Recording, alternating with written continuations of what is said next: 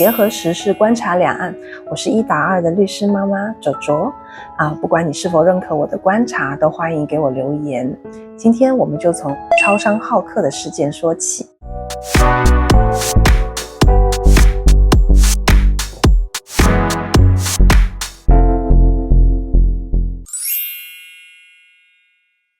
5月20日的桃园超商好客事件，如果我第一时间也在店里看到一个赤裸上身的肌肉男突然开始疯狂的砸东西打人，我一定吓得双腿发软，一动都不能动。为何店员如此轻盈？佩服。如果警察出现我会更害怕，这让我想起在美国的时候，有一次在私家车坐着受到美国警察的盘问，他一副随时要拔枪的样子。不过台湾舆论确实让我非常的惊讶，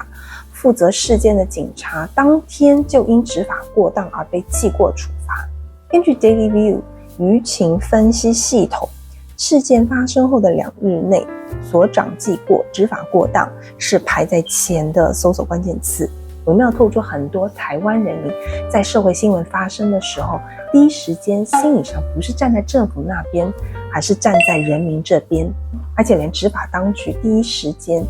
也是顾及到人民的观感，否则就不会当天就记过了。当然，从事后流出的影片来看，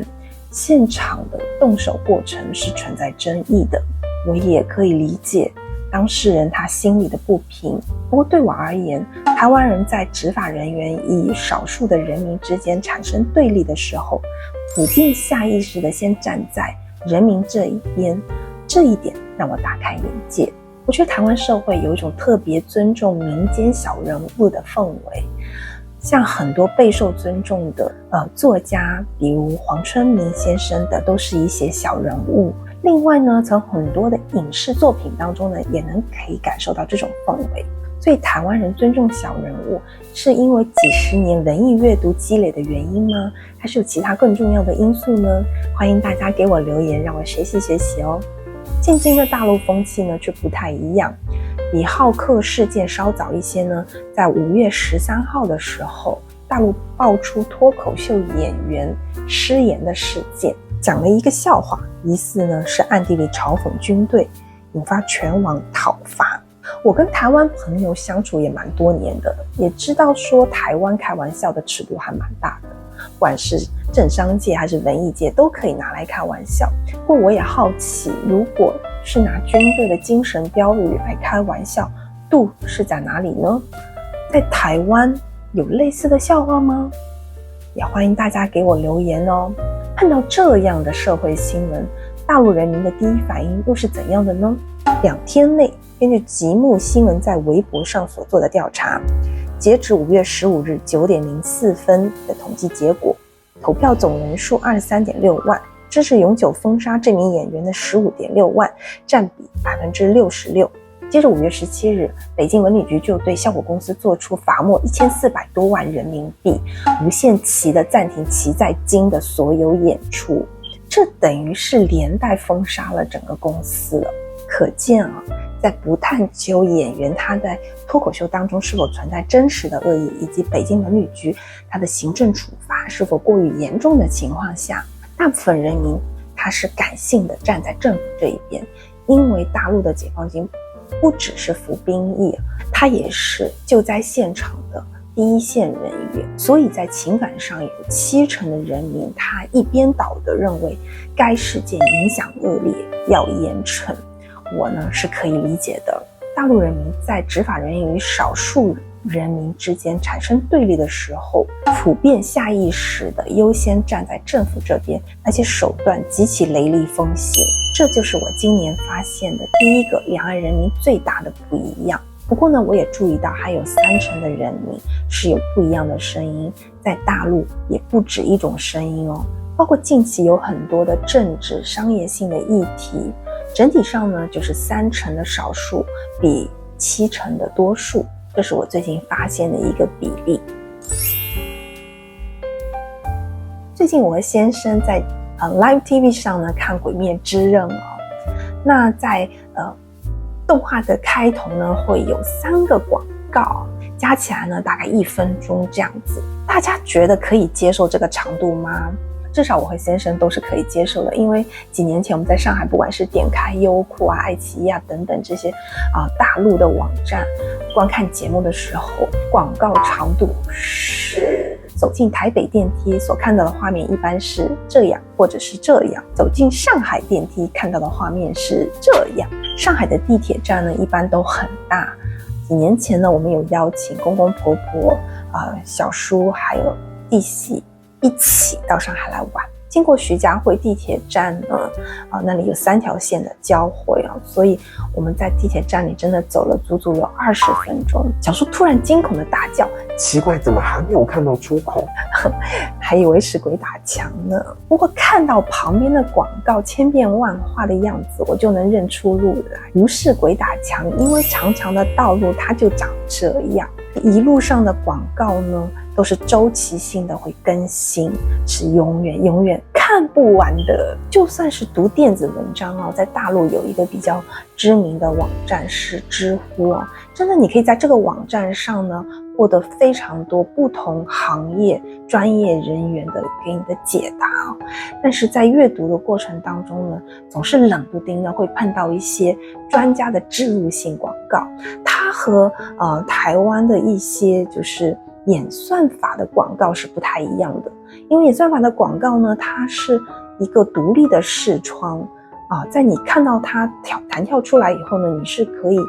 就直接屏蔽过去的。你知道它和你所读的文章的内容是不相关的。专家的置入型广告呢，是在你很认真读它的文字的时候呢，它就顺着硬塞给你一个非常厉害的文案，让你躲也躲不掉。广告铺天盖地的贴，说客气点呢，是百姓的容忍度高，知道企业呢要打广告获利，容忍这个环境充斥着五花八门的广告。但这五花八门的广告呢，却让人民变得越来越浮躁。不管你是走进一个公共场所，还是搭乘一个公共运输系统，或者是只是搭电梯，你满眼能看到的全是广告。那也有人会说啦，那我们就把眼睛闭起来吧。可是你知道吗？连你的耳朵都会听到广告。比如说你的地铁站进入到徐家汇，他在到站的时候他会播报徐家汇站到了，后面会突然间加一句4号出口可通往某某美容诊所、某某英语机构。耳朵是关不起来的。所以说呢，在现在的大陆生活，人民呢就自动养成了一种视听实时屏蔽的能力要不然呢就是一种把闯入大脑的这个广告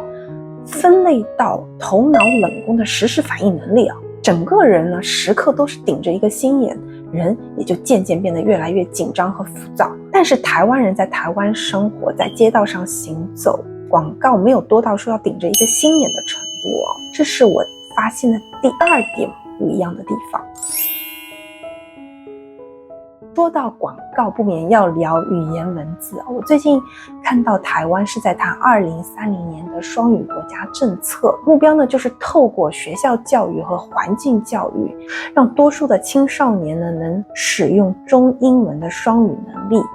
那我觉得利益是很好的，只是在执行层面上呢，应该会有很多的困难。我看到很多的学者，包括台大的一些教授，他们也对此呢提出了质疑。我看了他们的质疑，主要是一个蛮有意思的看法。我整理了3层逻辑。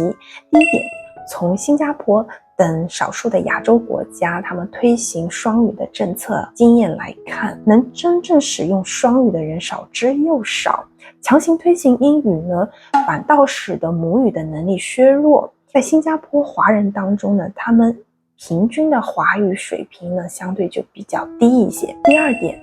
学好英语是为了说好自己国家的故事，所以母语基础要打好。没有母语基础的亚洲人只会沦为英语翻译的工具人，以后待遇可能还不如 AI 呢。第3点，现在网络上一键翻译、现场即时的 AI 口译技术呢已经渐渐普及。未来台湾如果有2类人，第一类人呢是用精深的中文，针对局势用简洁深刻的中文呢来说明台湾观点，并交给 AI 翻译。另一类人呢是用中等水平的英语来说明一个浅白的台湾观点，大家觉得外国人会更加尊敬哪一类人呢？我觉得是前者。这个观点是说，母语是主，英语是次，主次呢要分明，母语呢要先学好，这样呢才能提高未来的国际竞争力哦。针对这一点，我觉得两岸对中文文化的态度是比较接近的。英语的国际地位我们都认可，同时我们也都知道中文的博大精深，次序要摆在前面，一定要学好。这是我本次影片想分享的一个一样。然后呢，又回到前面我所发现的第三个不一样了。在我念高中的时候，我的外公就叮嘱我可以早恋好好学习。那我读大学的时候，我的外公还是叮咛我你要好好学习，可以搞对象。那我大学一毕业，我外公问我你什么时候结婚啊？在遇到我先生之前呢，我的父母也是介绍过一些男生给我认识。发生的情况呢，就是这个是某某领导的儿子。我一看自拍照，拜托，头大油腻还45度角，超自恋的。我爸听了说，哦，也是。有个看起来酷酷的男生说是在海外哦，然后也是经长辈介绍呢，加了微信，你好，然后没有然后啦，大家其实都是敷衍了事嘛。又说到催婚呢，有一种情况会让我感觉非常的不适，我想也是很多的大陆青年朋友会遇到的烦恼，那就是七大姑八大姨，或者是你在路上偶遇的长辈，会非常关切的问你有对象了吗？你结婚了吗？你生孩子了吗？生几个了呀？请问平时没再联系的您，关您何事？每逢春节要回家的年轻人真的是压力倍增哦，且随着芳龄越大，眼力差的长辈呢，就会教育你要放低标准，仿佛这不是一个感情问题，而是一个配对问题。据大陆一个年轻团队后浪研究所的调查，大陆男女生呢，从25岁开始会被催婚，大概28岁和33岁分别迎来催婚压力值的高峰，可能分别是因为一个年轻人他的事业起步与长辈认为的这个适婚年龄之间的张力，以及社会普遍认为35岁为高龄产妇而造成催婚压力的原因啊。比较在台湾2021年的平均结婚年龄，男性是32岁，女性是30岁，催婚压力值呢普遍是在30岁以后。就根据我身边的台湾朋友的反应哦，其实长辈都不再催的哦，因为催呢也是害怕会遭到白眼，